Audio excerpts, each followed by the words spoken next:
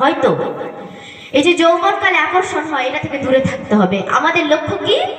এই যে এখানে আমার ছোট বোন এবং বড় দিদিরা বসে আছেন, ভাইরা বসে আছেন, ছোট ভাইরাও আছে, তাদের উদ্দেশ্যে বলছি, ছেলের প্রতি মেয়ে এই যে বয়সে তখন মনে হবে একজন মেয়ে ভাববে একজন ছেলেকে পেলে ভালো হয়, আর একজন ছেলে ভাববে মেয়েকে পেলে ভালো হয়। কিন্তু এটা তো আমাদের লক্ষ্য নয়। মুখ্য উদ্দেশ্য হলো কি আমাদের পড়ালেখা করা, এই জীবনে পড়ালেখা করে বড় কিছু করব, আর তার পাশাপাশি কি আমাদের এই ভগবান শ্রীকৃষ্ণ আর এই মহানাম, এটা আমাদের জীবনের বড় অস্ত্র। এটাকে নিয়ে এগিয়ে যেতে হবে। সব সময় মনে করতে হবে আমি এমন একজন হব, আমি যেন ভগবানকে পাই, আমি অন্য কোনো পুরুষকে চাই না, আমি শুধু ভগবানকে চাই।